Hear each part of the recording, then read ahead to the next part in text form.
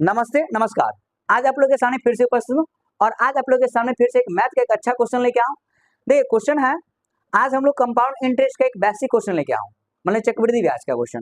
चक्रवृद्धि ब्याज क्वेश्चन हम लोग कुछ शॉर्ट ट्रिक पर पढ़ाए होंगे, लेकिन आज आप लोग को एक बेसिक तरीका से उसके फार्मूला जो होता है, मैंने सूत्र के माध्यम से आप लोग को हम कंपाउंड इंटरेस्ट निकालना सिखाएंगे, मतलब चक्रवृद्धि ब्याज निकालना सिखाएंगे।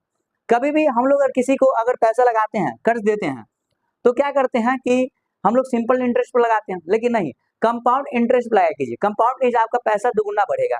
वही कंपाउंड इंटरेस्ट पर क्या होता है कि इंटरेस्ट पर भी इंटरेस्ट मिलता है, मतलब ब्याज पर भी ब्याज मिलता है। तो हम लोग कंपाउंड इंटरेस्ट लगा रहे थे, पैसा से फायदा होता है हम लोग को। क्वेश्चन वही है, देखिए अगर हम 100 रुपया लगाए, किसी आदमी को दिए 100 रुपये की राशि को, अगर कोई आदमी को 100 रुपये दिए तो 2 साल के लिए 10% मतलब उसका रेट कितना है 10% के हिसाब से 100 रुपया लगाए और 2 साल के लगाए, अब रेट कितना 10%। प्रतिवर्ष चक्रवृद्धि ब्याज पर निवेश किया जाता है, तो 2 साल के बाद उसका ब्याज कितना बन जाएगा, मतलब 2 साल के बाद उसका ब्याज कितना बनेगा, ये हम लोग को निकालना है। 2 साल के बाद हमको कंपाउंड इंटरेस्ट कितना मिलेगा। देखिए सबसे पहले मूलधन कितना दिया है, तो मूलधन दिया है इसमें कितना, तो 100 रुपया इसका मूलधन है, मतलब 100 रुपया मेरा मूलधन है, मतलब किसी को दिए। इसमें रेट मतलब आर, रेट मतलब दर, दर का मान 10%, ठीक है।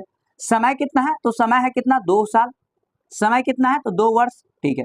अब यहाँ पर 2 वर्ष है, अब हमको केवल फॉर्मूला लगा लेना है। अब क्या है, कंपाउंड इंटरेस्ट का फॉर्मूला होता है, कंपाउंड इंटरेस्ट सी आई का मतलब कंपाउंड इंटरेस्ट बराबर क्या होता है, प्रिंसिपल इनटू 1 प्लस रेट अब बट्टा में 100, और इसका क्या करेंगे स्क्वायर, इसमें से माइनस से करेंगे। अगर 2 साल के लिए है तो 2 साल लगाएंगे, अगर 3 साल का तो यहाँ पर 3 लिखते हैं, ठीक है।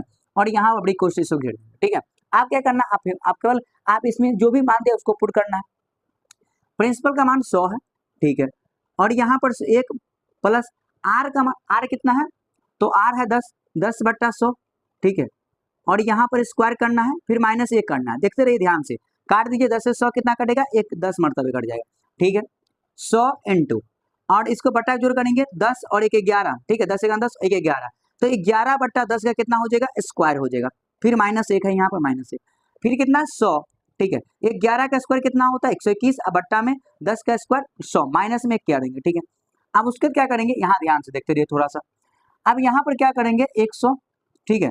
अब यहाँ बट्टा घटाव करेंगे नीचे में करके, तो 121 में से क्या करेंगे 100 घटा देंगे, तो कितना आ जाएगा हम लोग का 21/100 आ जाएगा, ठीक है। अब इसको काटेंगे, गुना में होता है, यहाँ गुना होता है, तो 100 से 100 काटेंगे तो 100 कट गया, यहाँ पर 21 रुपया, मतलब हम लोग का ब्याज कितना बनेगा 21 रुपया। 2 साल के बाद ब्याज कितना बनेगा, कंपाउंड इंटरेस्ट कितना बनेगा 21 रुपया बनेगा, ठीक है। फॉर्मूला होता है ये हम लोग कंपाउंड इंटरेस्ट